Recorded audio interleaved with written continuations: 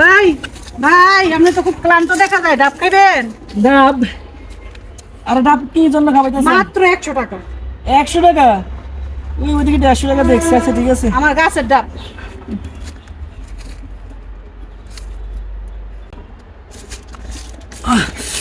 ওফ,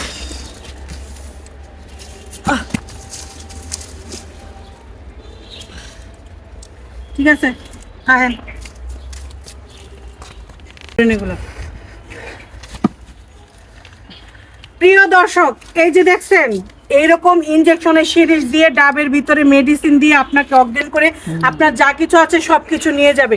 ডাব খেতে অবশ্যই সাবধান। এই ঈদে বাড়িতে যাবেন, ক্লান্ত শরীরে ডাব খাবেন ঠিকই, কিন্তু এইভাবে যারা কেটে বিক্রি করে সেই ডাব খাবেন না। আপনার সামনে কেটে দিবে সেই ডাব খাবেন।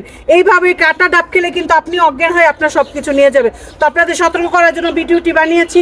বেশি বেশি করে ভিডিওটি শেয়ার করে আপনার আশেপাশে যারা আছে বন্ধু বান্ধব আত্মীয় স্বজন সবাইকে সতর্ক করে দিবেন আর আমাদের পাশে থাকবেন। সবাইকে অনেক অনেক ধন্যবাদ। আল্লাহ হাফেজ।